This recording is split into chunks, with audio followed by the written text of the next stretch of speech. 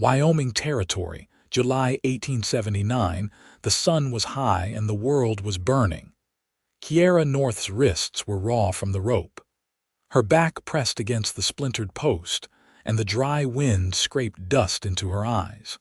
She blinked hard, but it did not matter. There was nothing to see but the wide, empty stretch of prairie and a few vultures circling far off. Her mouth was dry and her lips cracked. She had not screamed in hours. What was the point? The men who left her like this had already taken everything. Her wagon, her mule, the last of her husband's things. They had laughed when they found her traveling alone. Just a widow and her dead man's coat, they said. And then they tied her up, left her like a warning nailed to the land. She did not cry, not even when they rode off. She had done that already, the night Elias died. He had taken a fever somewhere outside Cheyenne. There had been nothing to do but hold his hand and wait. After he passed, she buried him with her own hands and kept moving. There was no going back, not to Kansas, not to her family who had already washed their hands of her when she married a man with no land and no name. Now she was here. 32 years old and tied to a post in the middle of nowhere, until she heard hooves. At first she thought it was her mind playing tricks again, but the beat was steady, heavy, and real. A horse. Then a man. He rode up slow, a tall figure on a dark bay gelding, dust rising around him like smoke. His hat was low shadow hiding most of his face, but she saw the rifle strapped to his back and the coil of rope at his saddle. He swung down without a word, boots crunching over dry grass. "You reel," she rasped. He knelt by her wrists. She flinched before she could help it, but he just took out a knife and cut the ropes clean. She sagged forward. He caught her before she hit the ground. "Easy," he said the first word, low and rough, like it had not been used in a while. She blinked up at him.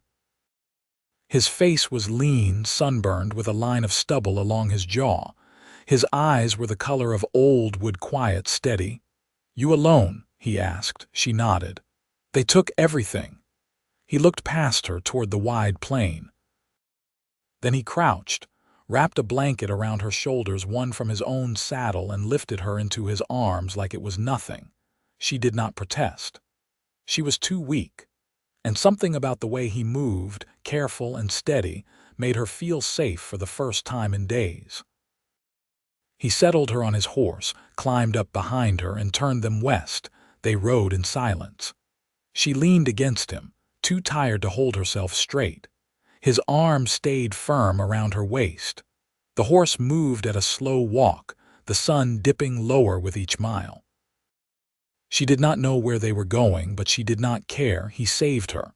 That was enough. She woke to the smell of coffee and firewood. They were camped in a shallow hollow, a fire crackling between them.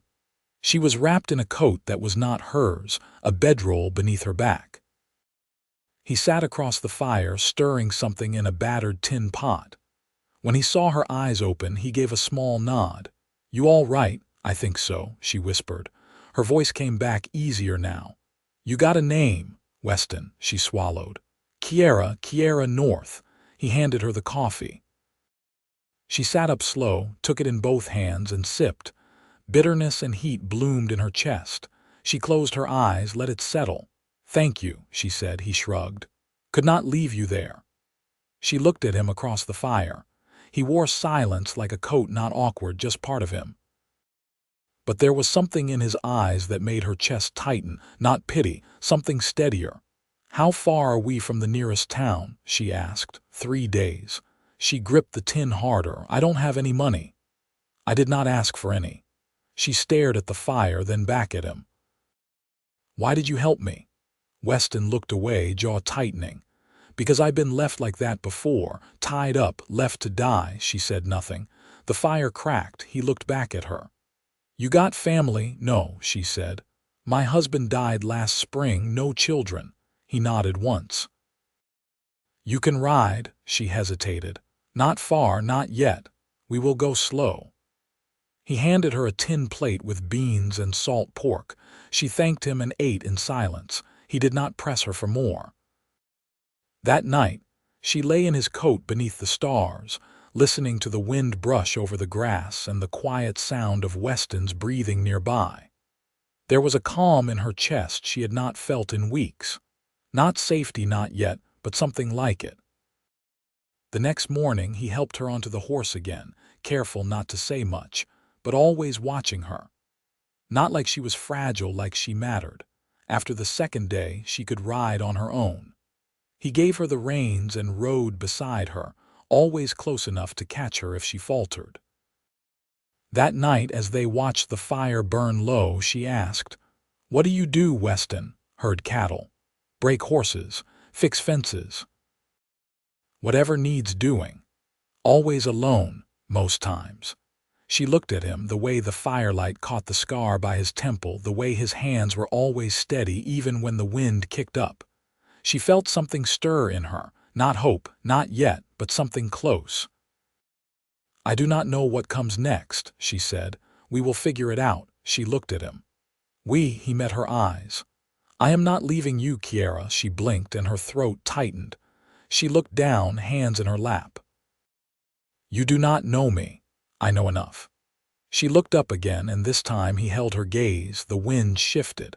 The fire crackled low, and between them something settled into place. Not fast, not loud, but real. She did not speak again that night, but when she lay down, she did so closer to him. And when she slept, her hand brushed his. He did not pull away. The third morning brought low clouds and the smell of coming rain. Weston checked the sky and didn't speak, but Kiera saw the change in his posture, the way he cinched the saddle tighter, the way he kept glancing westward like he could measure the weather with his bones. They rode beneath a sullen sky, the wind sharp enough to lift Kiera's hair from her shoulders. Her hands had stopped shaking, and though her muscles ached, she stayed upright without help. Weston stayed just ahead now, not beside her, guiding the horse through shallow gullies and over dry creek beds like he'd known this land all his life. By mid-morning, the wind shifted again, colder, and the clouds broke open. The rain came sudden, heavy, cold enough to sting. Weston didn't curse or flinch. He just turned them toward a stand of cottonwoods and dismounted, tying the horses beneath the thickest one. Then he pulled the oilcloth from his bedroll and held it out. "You'll freeze in that." Kiera took it, wrapped it around her shoulders, and ducked beneath the low branches. Weston crouched beside her, water dripping from the brim of his hat. She didn't speak. Neither did he. The storm grew loud around them, thunder low and far off, rain beating the earth like it had something to prove. Kiera glanced sideways. "You always this quiet?" Weston didn't look at her. "Most folks talk too much." She tilted her head. "And you think I'm one of them?" "No." She smiled, not wide, just enough to feel the skin stretch. "You ever been married?" His lips pressed together. For a moment she thought he wouldn't answer. Once she didn't press. Instead, she leaned back against the tree trunk and let the rain speak for them. When the storm passed, the world smelled clean, wet sage, damp earth, bark soaked through. The horses shook themselves off and snorted. Weston checked the saddles, then offered her a hand. She took it, climbing up with effort. Her shoulder ached from the way she'd been tied, but she didn't mention it. They rode again, slower now, the ground slick beneath the hooves. Every so often, Weston glanced behind them. Kiera finally asked, "You expecting someone?" "Men who'd leave you like that don't tend to stop at one cruelty." She went quiet, understanding without needing more. That night they found shelter in the ruins of a sod house, half buried in the earth, a broken door leaning against its side. Weston cleared out the mice with a few boots to the walls and started a fire in the pit someone had once used for cooking. Kiera sat close to the warmth, legs tucked beneath her, watching the way his hands moved, efficient, practiced, never hurried. "You from around here?" she asked. "Laramie." Long time ago. Been on the move since, he nodded. Never sat still long. Too much out there that needs fixing. She shifted, feeling the warmth seep into her bones. You ever think of settling? Weston didn't answer right away. Instead, he reached into his saddlebag and pulled out a small tin. Inside was a hand-carved pipe, the wood dark with use. He packed it carefully, then lit it with a twig from the fire. Thought about it once, he said, smoke curling upward. Before the war. She looked at his profile in the firelight. There were lines around his eyes, deeper than age alone could make. She didn't ask about the war. Some things didn't need naming. I was going to Oregon, she said. Elias had a brother out there, said there was work. Weston studied the fire. You still want to go? I don't know anymore. Silence stretched between them again, but it wasn't empty. It filled with the rhythm of breathing, the crackle of fire, the whisper of wind through broken boards. She turned toward him, voice quieter.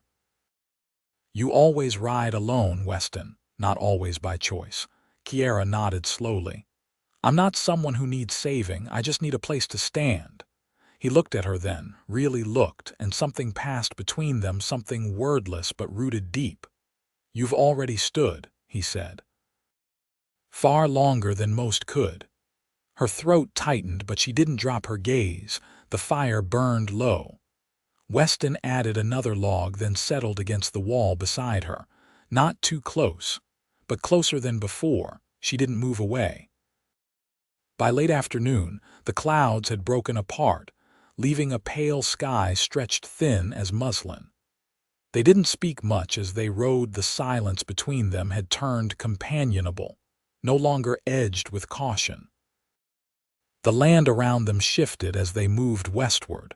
Shorter grass, scattered limestone, the occasional jackrabbit darting through the brush.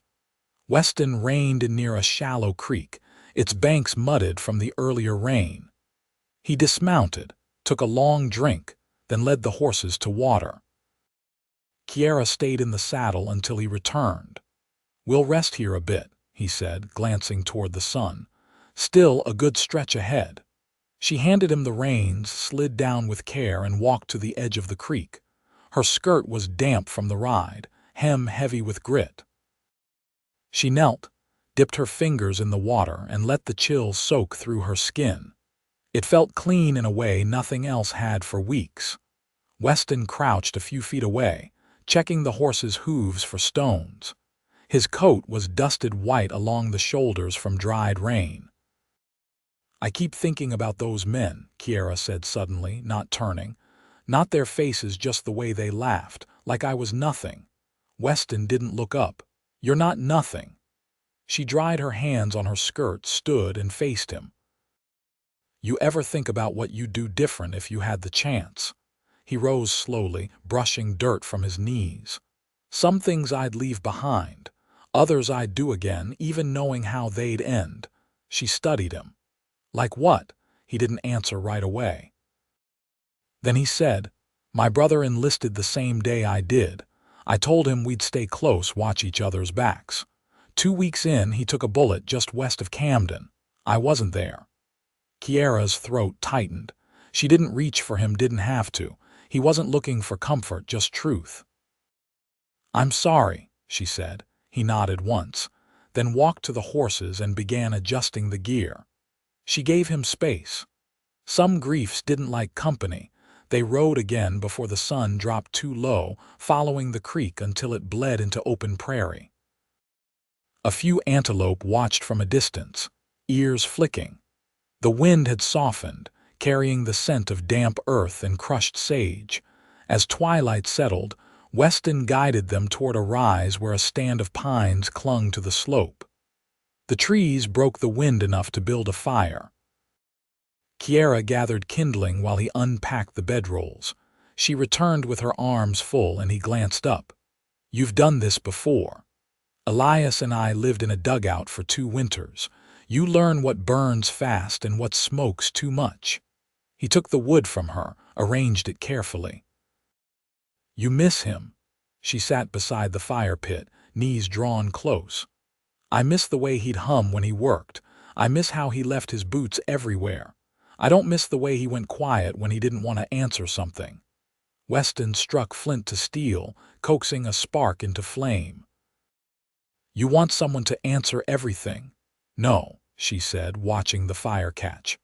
"I want someone who doesn't hide when things get hard." The light danced over his face, carving out something gentler beneath the usual stillness. When the meal was done, they ate without hurry. She let her back rest against the saddlebag, legs stretched toward the fire. Weston leaned on one elbow, watching the flames. "I don't plan things much," he said suddenly. "Never saw the point, but I got a small place near Elk Hollow. Empty stretch of land, couple of outbuildings. It's quiet." Kiera looked at him. He wasn't offering, not exactly, but the words were there, waiting. "Is that where you're headed?" He nodded, gaze steady. "You could come with me for a while, until you're sure what you want." She didn't answer right away. The fire popped. An owl called from deeper in the trees. "You'd make room for someone you barely know." "I know enough." She stared into the dark past the firelight. Then she said, "I don't want to be a guest. I want to work for what I use." His voice was quiet. "You wouldn't be a guest." She met his eyes. "Then I'll come." The weight of the words settled between them, not heavy, not sudden. "Just sure." He nodded once, then laid back to watch the stars. She curled her arms around her legs, the fire warming her face, and let her eyes drift upward too. Above them, the sky stretched wide and full, and for the first time in months, Kiera let herself believe there was a place in it yet for her. The land began to rise the farther they traveled. By the fourth day, the prairie gave way to low hills peppered with juniper and scattered rock. Kiera noticed the change in the air, first the way it cooled as they climbed, carried the scent of pine sap and moss instead of dry grass and dust. Weston didn't comment on it, but she saw the way he sat straighter in the saddle, how his gaze lingered longer on the horizon. She rode beside him now, not behind. The pain in her shoulders had dulled to something manageable, and her hands no longer trembled when she guided the reins. As they crested a rise just before dusk, Weston pointed with 2 fingers.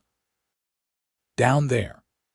A small valley stretched below them, tucked between folds of slope and rock. A line of cottonwoods followed a narrow stream, and among them stood a weathered cabin, square and low, with a sod roof and smoke curling faint from its chimney. A lean-to had collapsed near the back, and a section of fencing lay half-finished, posts standing crooked in the earth like broken teeth. Kiera let out a breath. "It's quiet." "It holds," Weston said. "Sometimes that's enough." They made it down just as the light began to fall. Weston unsaddled the horses and rubbed them down while Kiera walked the perimeter of the cabin, her fingers brushing the rough chinking between logs.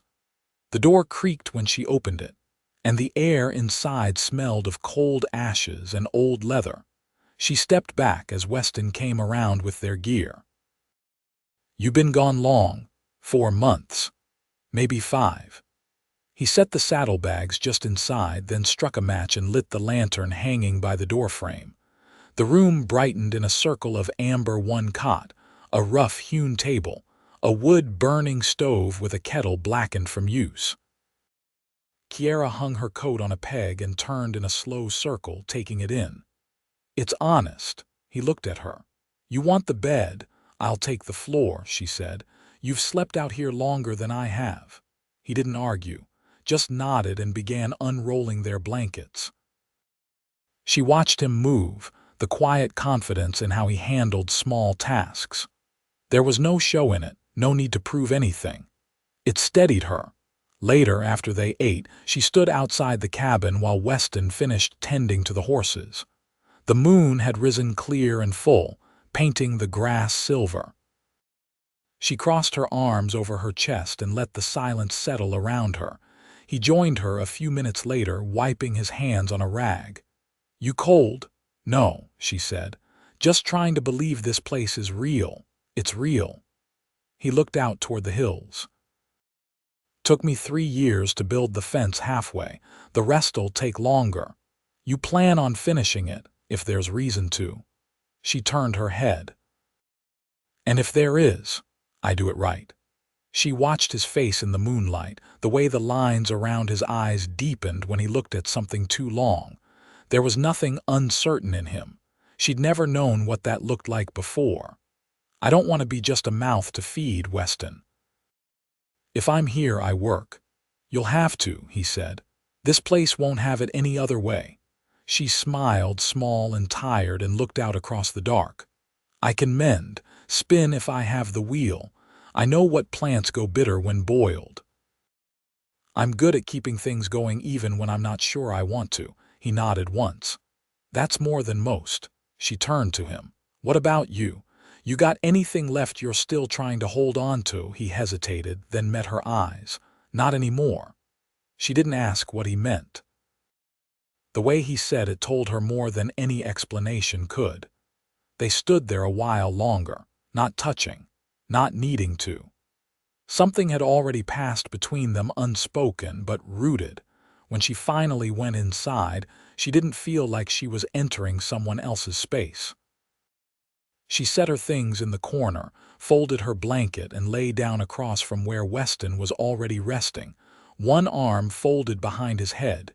She whispered into the dark, "I didn't think I'd live past Wyoming." He didn't move, but his voice found her. "You did." She closed her eyes. "Now I have to figure out what to do with that." There was a long pause. "You don't have to do it alone." She turned her head toward his voice and found him watching her. Her voice was quiet. "Then I won't." She didn't say goodnight. It wasn't needed. The wind was soft against the roof, and the fire burned low in the stove. For the first time since the plains, sleep came without fear. The days grew longer as summer deepened, the sun climbing higher and staying longer over the ridgeline. Kiera rose early, often before Weston, and took to the chores without needing instruction. She hauled water from the stream, scrubbed the windows with vinegar and ash, and patched the torn canvas Weston hadn't touched since spring. He watched her in quiet moments, not out of curiosity but out of something steadier. She worked like someone who expected no audience, who found purpose in every task. By the end of the week, she had cleared the old ash from the stove, mended the cabin's single curtain with thread pulled from the hem of her underskirt, and built a clothesline between two cottonwoods. Weston returned one evening with a hair slung over his shoulder and a fresh scrape across his knuckles. "What happened?" she asked, nodding toward the blood drying near his thumb. "Fence post slipped," he said. "Took a piece of me with it." She didn't fuss, didn't scold. She simply cleaned the wound with boiled pine resin and wrapped it with a strip of muslin torn from one of her old petticoats. Her hands were cool and unhurried, and when she tied the knot, her fingers lingered a moment longer than they needed to. He cleared his throat. "You ever trap before?" "I know how to set a snare. Caught a raccoon once near Council Grove. It screamed like a child." He chuckled low. "You'll do fine out here." That night, as dusk gathered over the valley, she sat on the porch step, shelling beans into a tin bowl. Weston carved a length of oak into a new handle for the cabin's door. The rhythm of the knife against wood matched the hush of the wind through the grass. "You never asked me what I buried," she said softly. Weston didn't pause in his carving. "Didn't think it was mine to know." "It was a locket." Held Elias' picture. "I left it near a cottonwood after I climbed down from the post." He looked over at her. "Why'd you leave it?"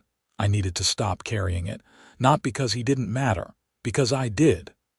Weston set down the knife, leaned forward, forearms across his knees. "That's a hard thing, knowing when to let the weight down. I thought it'd feel like forgetting, but it felt more like breathing." They didn't speak again for a while. The moon rose pale and half-formed, and the coyotes stayed quiet that night. By late August, the garden patch Kiera cleared had begun to sprout. She planted root vegetables, turnips, carrots, onions, and set a row of beans against a line of sticks. Weston helped her drive into the soil. They gathered wild plums from the grove near the creek and boiled them down into thick preserves, which she stored in wax-sealed jars on the shelf beside the stove. One morning, Weston returned from town with a bolt of fabric tucked under one arm and a pack of seed packets folded into his coat. She raised her eyebrows. "You planning to plant by color or scent?" He handed her the seeds. "You said you missed herbs. There's sage, thyme, and a little dill." She ran her thumb over the paper packets. "That fabric for shirts?" His mouth lifted slightly. "No. Figured you might want something that wasn't patched 3 ways from Sunday." "You buying me a dress, Weston Tate?" He shrugged. "You've earned a dozen." She looked down at the fabric, soft, dusty blue, the kind that would fade to near gray in the sun, and felt her throat tighten. "I never had a man buy me something without expecting something back." "I'm not most men," he said. She met his gaze. "No, you're not." She stitched the dress by hand, working in the evenings by lantern light while Weston read from a tattered almanac he kept tucked under his cot. By the time she finished, the nights had turned cool enough to make her fingers ache. She wore it one evening without a word, stepping out onto the porch with her hair braided back and her boots polished clean. Weston stood by the fence, hammer in hand, and when he turned, he didn't speak. She walked to him, the hem of the dress brushing her ankles. "Well," he set down the hammer, "you look like you belong here." She reached for his hand, not shy, not uncertain. "I do." He drew her into his arms slow, like he didn't want to startle the moment. When he kissed her, it wasn't quick or sharp, it was warm, steady, grounded.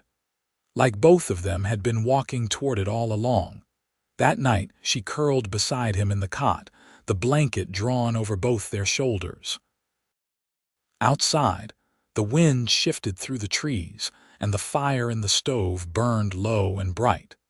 They woke early the next morning and began the day together like they always had, only now with the quiet comfort of knowing they wouldn't part when the chores ended.